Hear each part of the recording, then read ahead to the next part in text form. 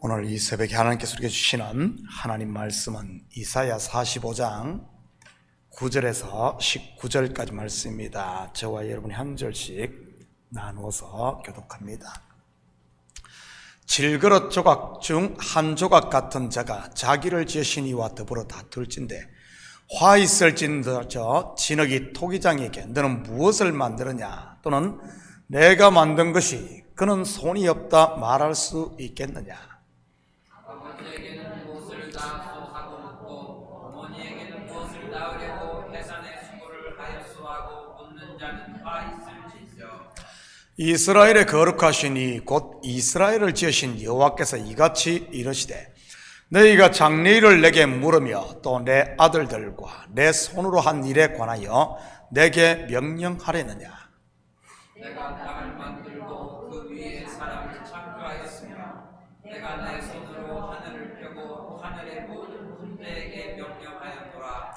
내가 공의로 그를 일으킨지라 그의 모든 길을 곧게 하리니 그가 나의 성읍을 건축할 것이며 사로잡힌 내 백성을 값이나 갚음이 없이 놓으리라. 만군의 여호와의 말이니라 하셨느니라. 여호와께서 이같이 말씀하시되 애굽의 소득과 우스가 무역한 것과 스바의 장대한 남자들이 내게로 건너와서 내게 속할 것이요 그들이 너를 따를 것이라. 사슬에 매어 건너와서 내게 굴복하고 강구하기를 하나님이 과연 내게 계셨고 그 외에는 다른 하나님이 없다 하리라 하시니라. 구원자 이스라엘의 하나님이여 진실로 주는 스스로 숨어 계시는 하나님이시니이다. 우상을 만드는 자는 부끄러움을 당하며 욕을 받아 다 함께 수욕 중에 들어갈 것이로되 이스라엘은 여호와께 구원을 받아 영원한 구원을 얻으리니 너희가 영원히 부끄러움을 당하거나 욕을 받지 아니하리로다. 대저 여호와께서 이같이 말씀하시되 하늘을 창조하시니 그는 하나님이시니 그가 땅을 지으시고 그것을 만드셨으며 그것을 견고하게 하시되 혼돈하게 창조하지 아니하시고 사람이 거주하게 그것을 지으셨으니 나는 여호와라 나 외에 다른 이가 없느니라. 함께 읽겠습니다. 나는 감춰진 곳과 캄캄한 땅에서 말하지 아니하였으며 야곱 자손에게 저희가 나를 혼돈 중에서 찾으라고 이러지 아니하였노라. 나 여호와는 의를 말하고 정직한 것을 알리느니라. 아멘. 좋은 아침입니다. 우리는 어제 새벽에 페르시아의 왕 고레스에게 기름을 부어 일하시는 하나님에 대해 살펴보았습니다. 물론 고레스는 예수 그리스도를 모형하는 인물이고요. 그렇다면 왜 하나님께서는 이방의 고레스를 들어 자기 백성 이스라엘을 구원하시는 것일까요? 오늘 이 부분에 대해 공부해 보도록 하겠습니다. 9절입니다. 질그릇 조각 중 한 조각 같은 자가 자기를 지으신 이와 더불어 다툴진대 화 있을진저 진흙이 토기장에게 너는 무엇을 만드느냐 또는 내가 만든 것이 그는 손이 없다 말할 수 있겠느냐. 여기서 하나님과 다투는 존재는 누구를 말하는 것이겠습니까? 다시 말해 하나님께 불만을 토하는 사람 말이지요. 다름 아닌 하나님의 백성 이스라엘인 것입니다. 그렇다면 왜 이스라엘이 자기들을 구원할 하나님께 불만을 하는 것이겠습니까? 여러분, 이스라엘이 불만하는 이유가 무엇이겠습니까? 바로 이런 것 아니겠어요? 하나님, 우리를 구원하시려거든 하나님이 직접 하시든지 적어도 하나님의 백성들 중에 구원자를 보내셔야 하는 것 아닙니까? 하나님, 이게 뭡니까? 할례 받지 못한 이방인을 들어 하나님의 백성인 우리를 구원하시기. 하나님은 자존심도 없습니까? 유대인들 좀 자존심이 세지 않습니까? 이방인들을 개 취급했으니까요. 그런데 자기들이 이방인의 손을 통해 구원을 받는다? 구원을 받고도 뭔가 찝찝하지 않겠어요? 그러니 이런 불만을 하나님께 했던 것이지. 거기에 대한 하나님의 대답이 무엇입니까? 진흙이 토기장에게 왜 나를 이렇게 만들었냐고 항변할 수 있느냐인 것입니다. 여러분, 토기장이가 진흙을 이겨 도자기를 만들 수도 있고 질그릇을 만들 수도 있고 심지어 요강도 만들 수 있는 것 아니겠습니까? 그것은 누구의 마음입니까? 토기장이의 마음인 것입니다. 10절입니다. 아버지에게는 무엇을 낳았소 하고 묻고 어머니에게는 무엇을 낳으리고 해산의 수고를 하였소 하고 묻는 자는 화 있을진저. 이들이 아버지에게 왜 나를 낳았습니까? 어머니에게 뭐하러 그런 해산의 수고를 합니까? 라고 말할 수 없다는 것입니다. 만약 자식이 부모에게 그런 말을 한다면 어떻게 되겠어요? 후레자식이 되고 마는 것이지. 그런데 지금 이스라엘이 하나님께 그러고 있다는 말입니다. 그렇다면 우리에게는 이런 어리석은 이스라엘의 모습이 없을까요?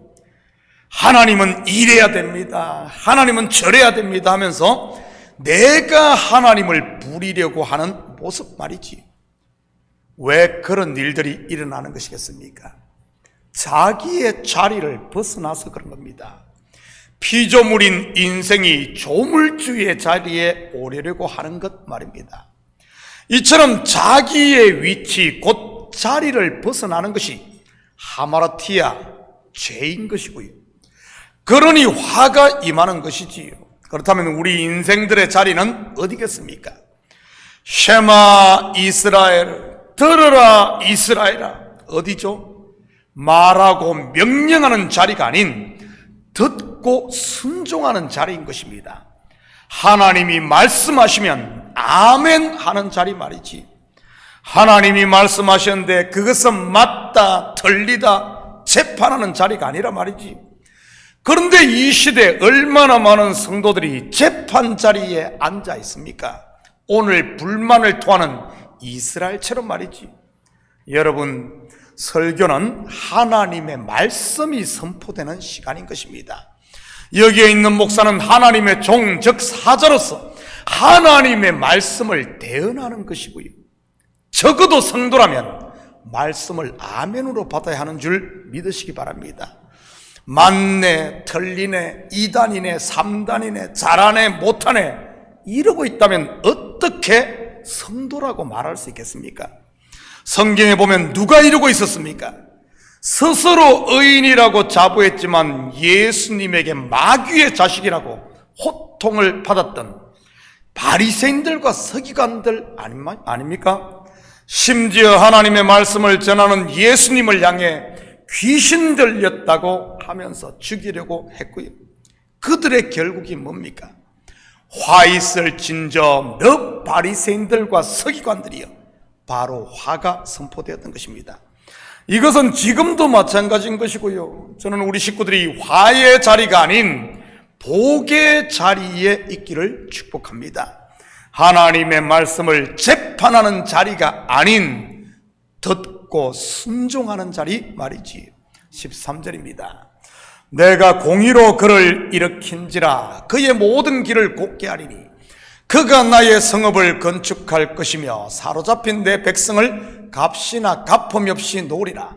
만군의 여호와의 말이니라 하셨느니라.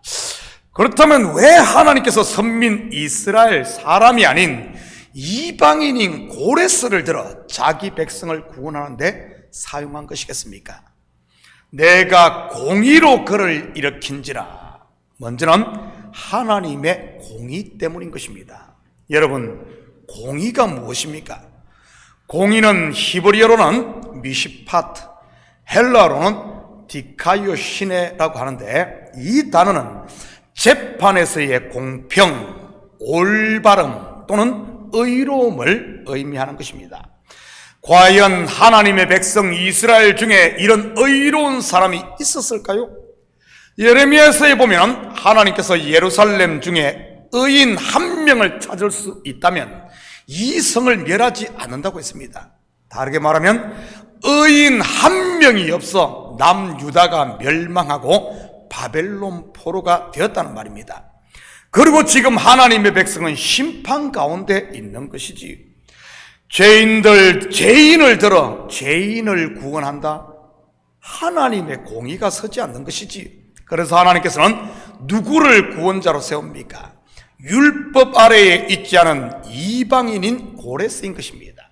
그렇다고 고레스가 죄를 짓지 않았다는 그런 말은 아니고요. 이방인인 고레스를 들어 이스라엘을 해방시키는 것은 구원은 오직 은혜로 되는 것을 보여주기 위함인 것입니다. 죄에 물든 이 땅이 아닌 이 땅의 관점으로 볼 때 이방인인 하늘로부터 온 자 말이지요. 바로 하나님의 공의가 되신 죄 없으신 하나님의 아들 예수 그리스도를 통해 말입니다. 창세기의 멜기세덱도 같은 의미를 담고 있는 것이지, 아론의 계열에 속하지 않은 대제사장 말입니다. 그래서 히브리서에서는 예수님을 멜기세덱의 반차를 쫓은 대제사장으로 소개를 하고 있고요. 이처럼 이방인 고레스는 땅에 속한 분이 아닌 하늘에 속한 분 예수 그리스도를 통해 구원할 것을 보여주기 위함이었던 겁니다. 다르게 말하면 우리가 율법을 지켜 땅에서 쌓아서 구원이 이루어지는 것이 아니라 하나님이 하늘에서 이룬 구원을 우리에게 은혜로 선물로 줌으로 구원이 이루어지는 것을 보여주는 겁니다. 고레스가 하나님의 뜻을 성취하듯 예수님께서 하나님의 구원 계획을 완성했던 것이고요. 14절입니다.